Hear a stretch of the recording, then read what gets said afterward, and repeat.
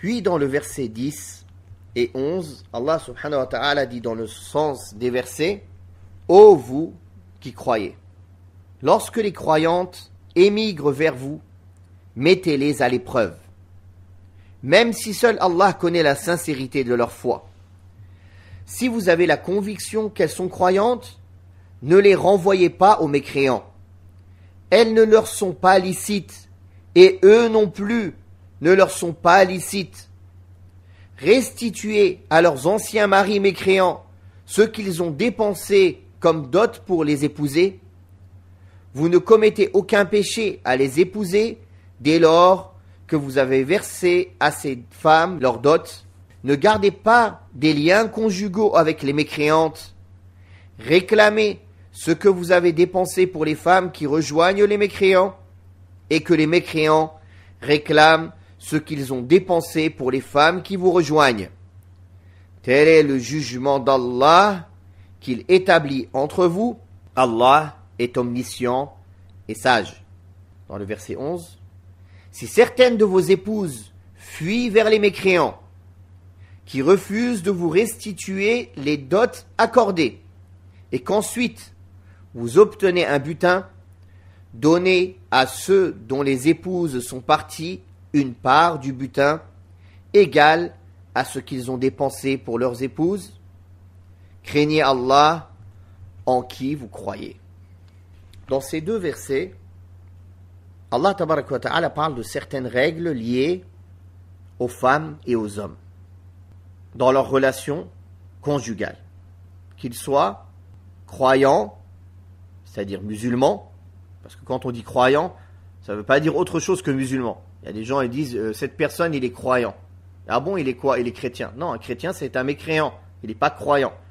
Il croit dans la mécréance, car la religion chrétienne est de la mécréance, ce n'est pas de la croyance.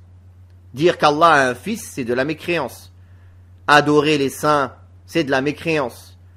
Changer les versets d'Allah, les versets révélés dans l'évangile, et suivre ses passions en prenant des associés en dehors d'Allah, en refusant le prophète Mohammed sallallahu alayhi wa sallam comme prophète, en disant que Allah a eu un fils, c'est de la mécréance. Donc on ne dit pas d'un chrétien il est croyant, ni même d'un juif.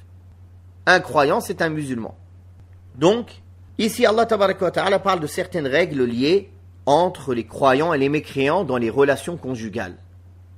Dans le mariage, dans le fait que si un des deux époux entre en islam et l'autre non, si un des deux époux quitte l'islam, devient apostat et l'autre non, et ainsi de suite.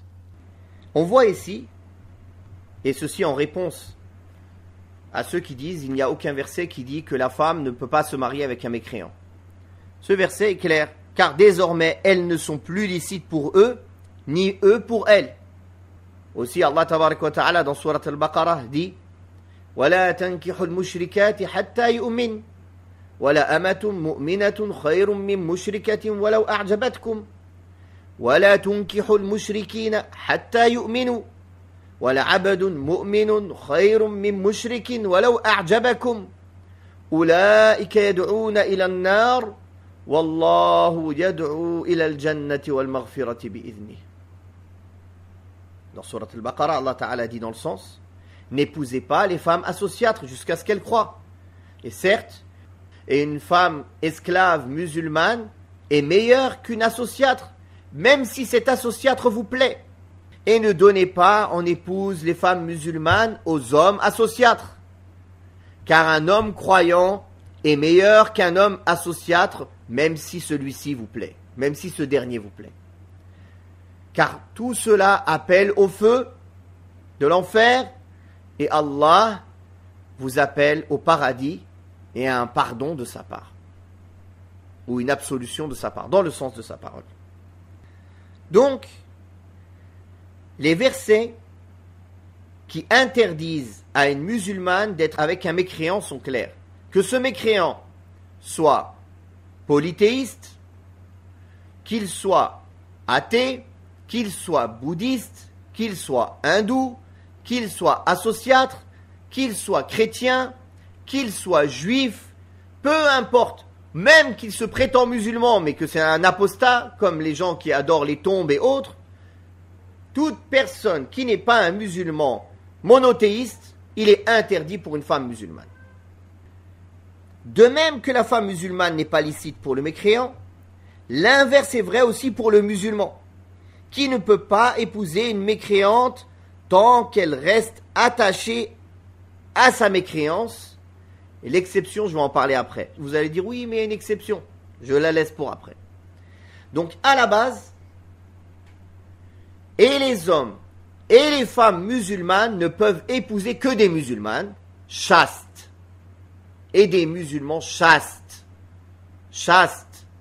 Car Allah a interdit le mariage avec le fornicateur et la fornicatrice. Et il l'a considéré invalide. Et il a considéré qu'un fornicateur ou une fornicatrice, il ne peut être qu'avec quelqu'un comme lui, ou un polythéiste, ou un associate. C'est-à-dire, il ne convient pas à un croyant. Que veut dire cela? Cela veut dire que toute personne, qu'il soit musulman ou non, qui fornique, c'est-à-dire qui a des relations hors mariage, alors on ne peut pas le marier, qu'il soit un homme ou une femme.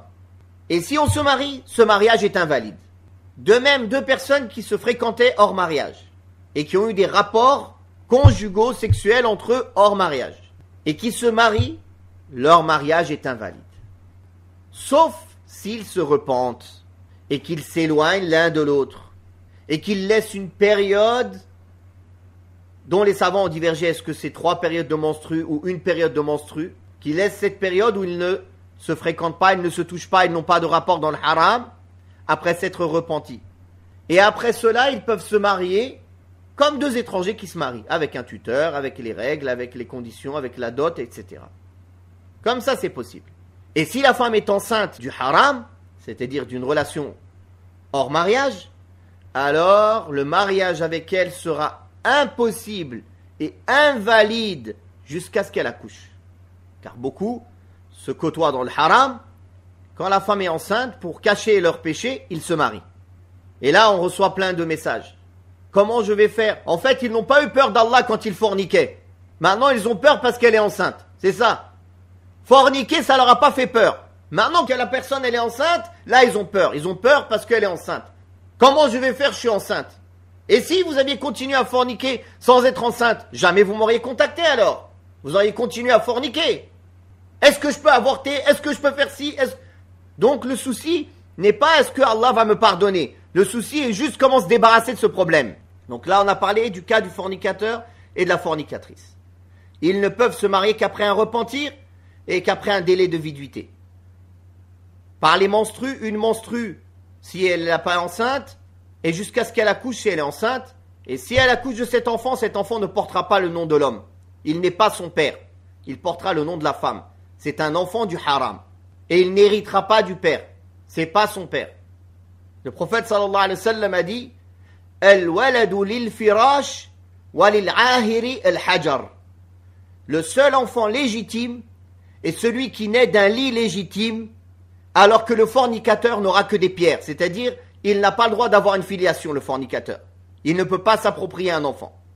Maintenant, le cas du mariage avec les mécréants, sans forniquer. Ce qu'aujourd'hui, qui m'étonne beaucoup. Que soi-disant un musulman, il veut se marier avec une femme des gens du livre, il ne l'a pas fréquentée. Bien sûr. Et une femme des gens du livre, une femme chaste des gens du livre, elle sort tout juste du couvent là. Après on vient me dire c'est une femme des gens du livre. Elle n'est même pas chrétienne, elle n'est rien du tout. Elle croit en rien. Elle croit juste aux passions qu'elle suit toute sa journée. Et après elle dit c'est une femme des gens du livre, je vais me marier avec elle. Ni elle est chaste, ni c'est une femme des gens du livre. Et vous vous êtes fréquentés dans le haram. Comment vous voulez vous marier? Votre mariage il est invalide, même si 1000 imams, ils viennent vous réciter tout le Coran ou faire toutes les bid'as qui existent, toutes les innovations qui existent. Ils ne peuvent pas rendre halal ce qu'Allah a rendu haram. Ils ne peuvent pas rendre valide ce qu'Allah a rendu invalide. C'est impossible. C'est comme si quelqu'un venait dire Bismillah sur un porc. Ça ne changerait rien à la nature du porc. Il est illicite. Donc, on revient à ces versets. À la base, le croyant musulman ne se marie qu'avec une croyante musulmane. Je dis musulmane, j'ai pas besoin de répéter. Croyant, ça veut dire musulman. Et en plus, même dans la musulmane, il choisit la meilleure. Comme la femme, même dans le musulman, elle ne va pas prendre un pervers. Elle va prendre un homme pieux. Elle va chercher quelqu'un qui lui correspond, qui lui convient. Concernant le mariage avec les femmes des gens du livre, qu'Allah a autorisé, avec des conditions. Quelle est cette condition? La première condition, elle est chaste. C'est-à-dire c'est une femme qui ne fréquente pas hors mariage. Montrez-moi cette femme des gens du livre en France qui ne fréquente pas hors mariage. Montrez-la moi si elle existe. Deuxièmement, c'est vraiment une femme des gens du livre. C'est-à-dire, c'est une chrétienne, elle croit à la chrétienté, elle suit sa religion, ou une juive. Mais ces deux conditions seules, ce sont deux conditions générales. Mais dans le cas où on vit dans un pays mécréant, il y a d'autres conditions à ajouter à cela.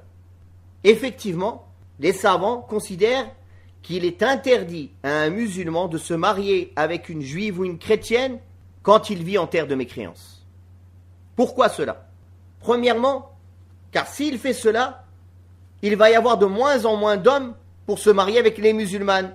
Et les musulmanes, elles ne peuvent pas se marier avec les hommes des gens du livre. Ça, c'est un.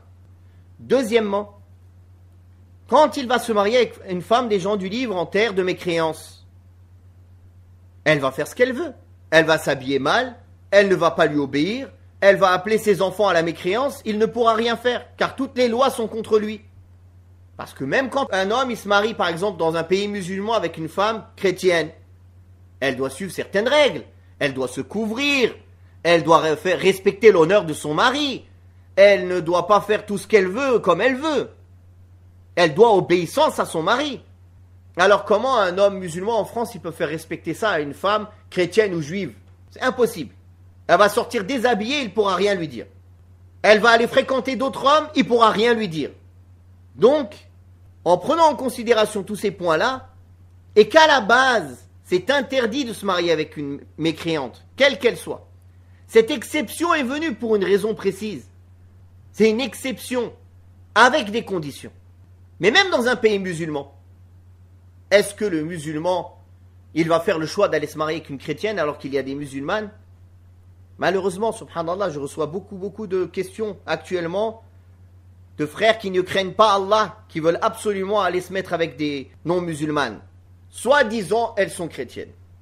Où sont les chrétiennes? Ils insultent la chrétienté du matin au soir en France. Ils se sont désavoués de la chrétienté depuis des siècles. Ils vénèrent leur passion et la laïcité. Leur Dieu, c'est la Marianne. Ils n'ont plus aucun lien avec la chrétienté. Les chrétiens en France, ils sont une minorité. Eux-mêmes, ils te le disent. Je crois en Dieu. Tu une religion? Non, je ne sais pas. Je crois juste qu'il y a un Dieu. Ça, c'est quoi? C'est pas un chrétien, ça? Sans compter ceux qui disent je suis athée. Je crois en rien. Donc, barakallahu fikum. Craignez Allah, mes frères. Cherchez une femme musulmane pieuse qui sera la mère de vos enfants. Plutôt que cette femme mécréante qui va élever vos enfants sur la mécréance. Ou soi-disant, on va lui donner le choix quand il sera grand. Quand il est grand, c'est fini. L'éducation, elle se passe quand il est petit. Quand il est grand, ça y est, si l'arbre il est pourri, il est pourri. Sauf si Allah subhanahu wa ta'ala veut le guider.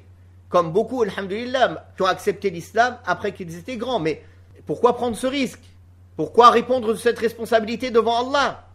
C'est pour ça Allah ta'ala a dit dans ce verset, dans le sens, ne restez pas unis à des femmes non croyantes, mais exigez d'elles le remboursement de la dot. Ça, c'est la règle concernant la personne qui est mariée avec une musulmane et qu'elle apostasie. Qu'Allah nous en préserve. Alors, dans ce cas-là, puisqu'elle retourne chez les mécréants, il est en droit de lui demander la dot, qu'elle rembourse. De même, quand une femme qui était mariée avec un mécréant, elle fuit chez les musulmans, elle rentre en islam, alors on lui rembourse la dot qu'il a payée, ce mécréant. Enfin, maintenant, je ne sais pas si les mécréants, ils donnent des dots. Mais à l'époque, les polythéistes, ils donnaient des dots. Donc, Allah tabaraka wa ta'ala a jugé dans cette question, et c'est Allah l'omniscient et le sage.